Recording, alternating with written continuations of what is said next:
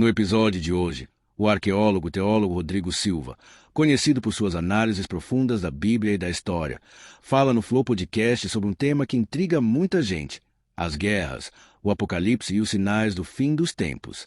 Ele explica o que a Bíblia realmente diz sobre esses acontecimentos, comenta o papel do anticristo e revela porque o mundo atual pode estar vivendo um momento único na história da humanidade. Prepare-se para uma reflexão poderosa sobre fé, profecia e os rumos do nosso planeta, aqui no Arquivo Cast. Cara, do ponto de vista bíblico mesmo, do ponto de vista espiritual, você vê como pastor algum tipo de sinal? Essas guerras, elas te dizem alguma coisa? Esse momento que a gente está vivendo esquisito no mundo, isso te diz alguma coisa, assim, do ponto de vista espiritual? Boa pergunta.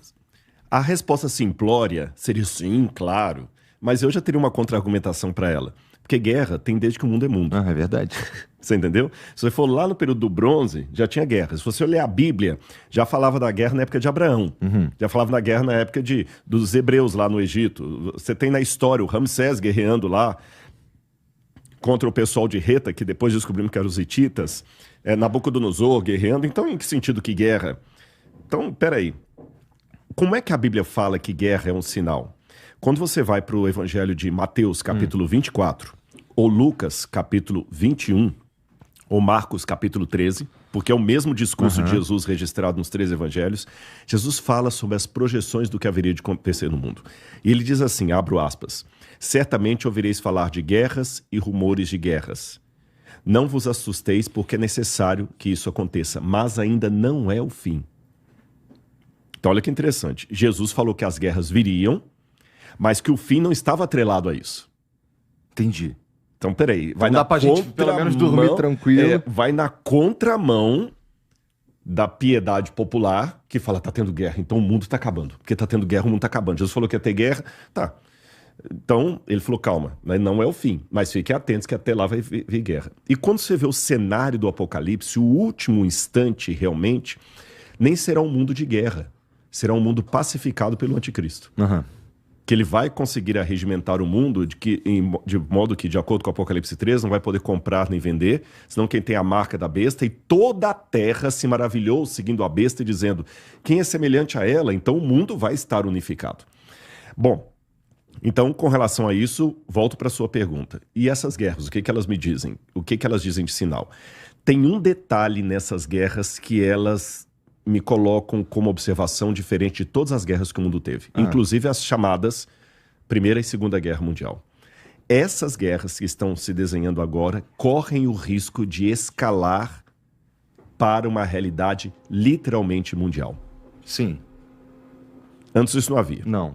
A gente fala história universal, né? mas não era história universal, é a história da Europa. Você fala Idade Média. Não teve Idade Média na China, nem no Paquistão teve Idade Média. Até a maneira que a gente divide a história e chama de história universal não é história universal. Você chama de Primeira Guerra Mundial e Segunda Guerra Mundial, mas não é. O México não participou.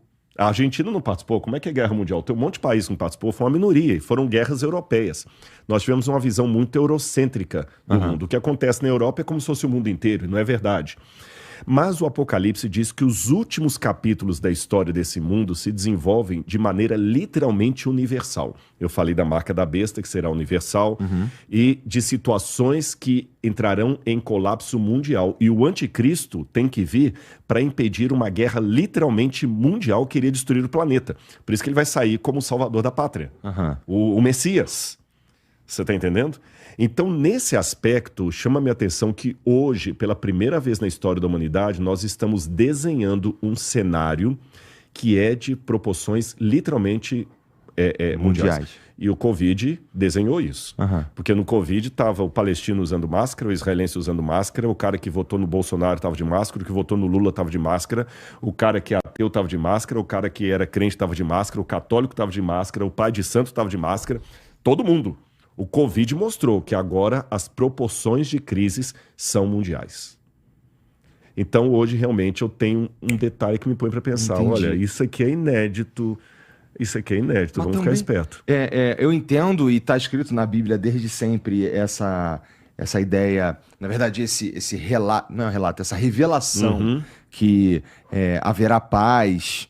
E chama a minha atenção, e eu acho interessante que o anticristo, que a princípio, bom, que é o cara, tá aí no nome, o cara é contra Cristo, contra Jesus Cristo. Ele é, a princípio, seria alinhado com o diabo. Sim, né? sim. E o papel dele, no fim, é pacificar tudo, né? Isso é muito interessante. Isso do ponto de vista espiritual, é feito para enganar o crente, Exatamente. cara. E outra coisa, a gente tem pelo menos uma grande figura que está falando em paz o tempo inteiro, que é o próprio Trump, né? Ele fala, inclusive, ele sempre quis ganhar o Nobel da Paz. Então a gente está vivendo um momento que é para pelo menos quem acredita na Bíblia e nas revelações Vê uma possibilidade, né? olha para isso e fica, o que está acontecendo aqui, cara? Mas esse momento do que está acontecendo aqui, eu também imagino que a gente já passou por ele algumas vezes. Né? Eu tô tentando lembrar aquele, acho que era o Caruso, se eu não me engano era o Caruso, o cartunista, que fazia o Zé Apocalipse.